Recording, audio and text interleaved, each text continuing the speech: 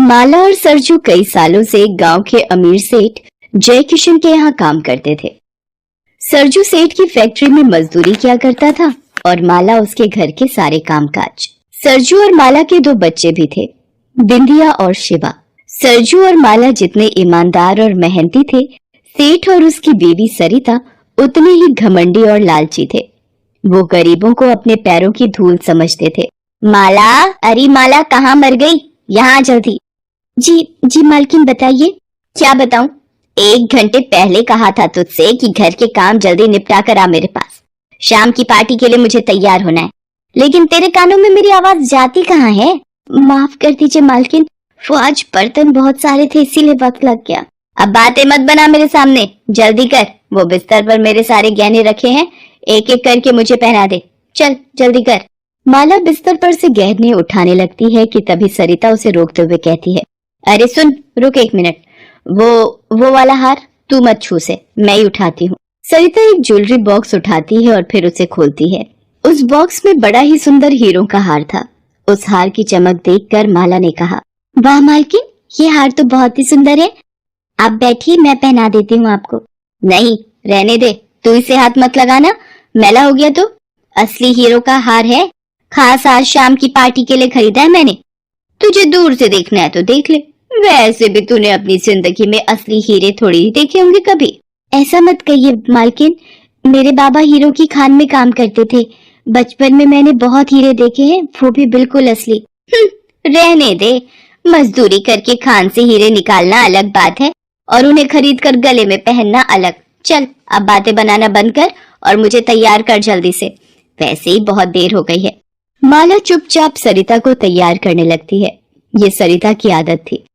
उसे अपनी अमीरी पर इतना घमंड था कि वो अपनी महंगी चीजों का दिखावा करने का एक भी मौका नहीं छोड़ती थी, खास तौर पर माला के सामने, क्योंकि वो जानती थी कि ये सब खरीद पाना माला के बस से बाहर था। दूसरी तरफ माला को बाकी चीजों से इतना फर्क नहीं पड़ता था, लेकिन गहनों का उसे भी बड़ा शौक था, पर वो कभी अपना ये शौक पूरा नहीं कर पाई। सरिता तैयार होकर सेठ के साथ पार्टी में चली गई और माला सारे काम निपटा कर अपने घर पहुंची।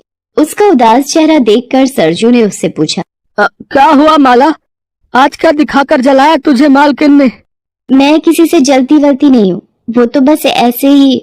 तू मुझसे झूठ नहीं बोल सकती माला, बता दे मुझे, अगर मेरे बस में हुआ तो मैं भी ला दूंगा तेरे लिए। क्या ला दोगे? वैसा ही हीरो का हार जैसा मालकिन पहन कर गई है पार्टी में। माला, ये क्या कह रही है तू? इतनी बड़ी ख्वाहिशें कब से होने लगी तेरी? हाँ तो क्या बुरा है ख्वाहिश रखने में? सिर्फ पेट भरना ही जीवन का नाम है क्या? माला की आंखों में बेबसी के आंसू थे। वो गुस्से में घर की दहलीज पर आकर बैठ जाती है। तभी वहाँ एक बूढ़ी अम्मा आती है और अपना खाली कटोरा माला की तरफ बढ़ाते हुए कहती है, इस बुढ़िया के पेट की आग बुझा दे बेटी, भगवान तेरी हर इच्छा पूरी करेगा। खाना तो मैं दे दूंगी अम्मा, पर मेरी इच्छा पूरी करना शायद भगवान के बस की बात भी नहीं है। इतना कहकर माला घर के अंदर जाती है और कुछ ही देर में खाना लेकर वापस आती है। बूढ़ी अम्मा उससे खाना ले लेती है और फिर उससे कहती है, ऐसा नहीं है बेटी, भगवान चाहे तो क्या नहीं कर सकता। जैसे तूने इस वक्त खाना खिलाकर मेरी इच्छा पूरी की है, वैसे ही भगवान तेरी भी इच्छा जरूर पूरी करेंगे।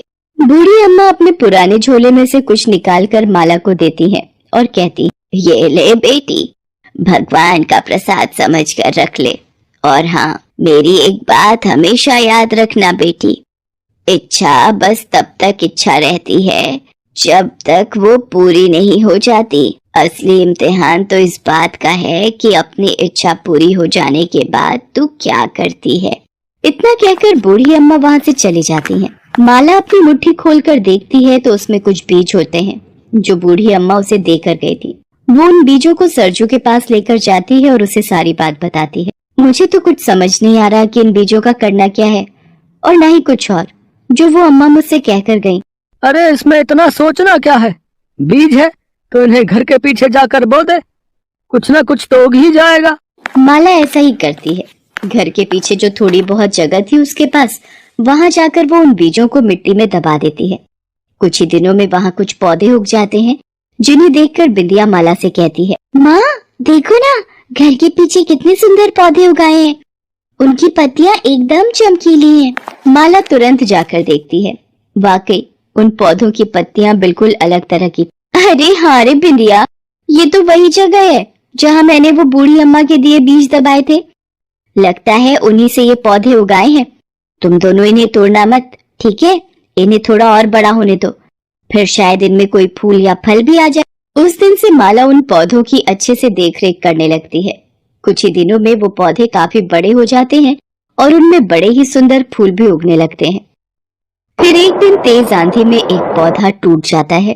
ये देखकर सरजू माला से कहता है, माला, ये पौधा तो टूट गया, लेकिन इसकी जड़ अभी भी ठीक है।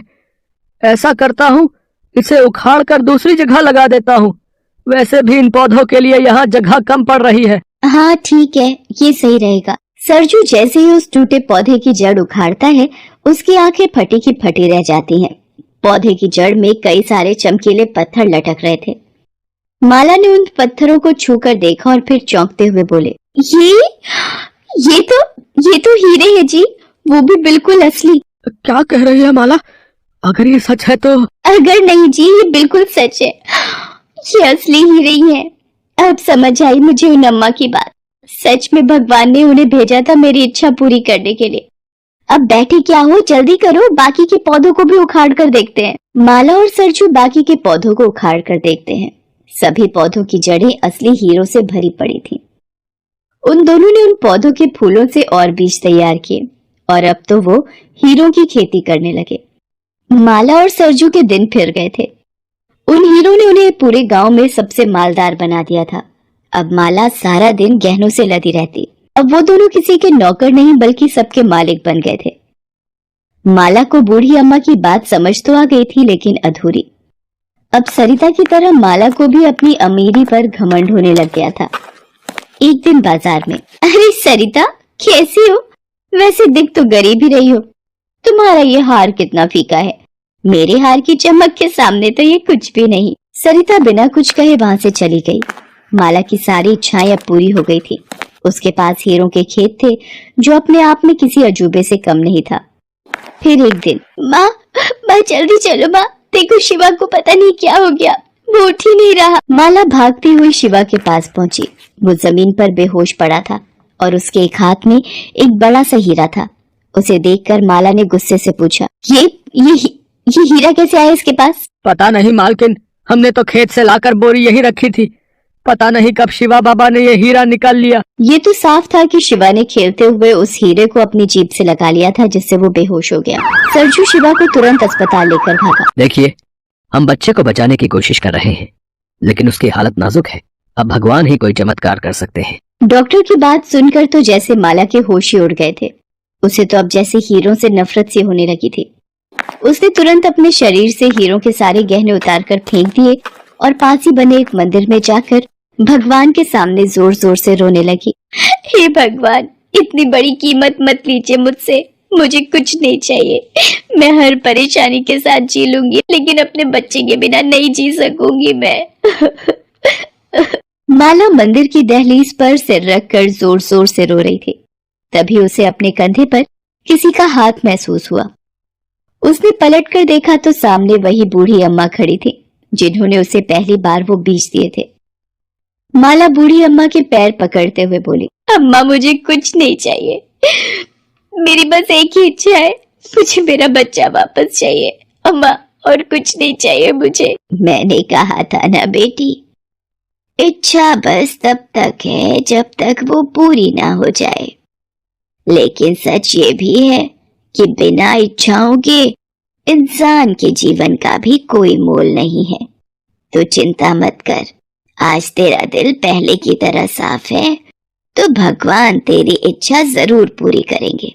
ये ले, ये भगवान का प्रसाद अपने बच्चे को खिला दे जाकर। बूढ़ी अम्मा फिर से कुछ बीज माला को देकर वहां से चली गई।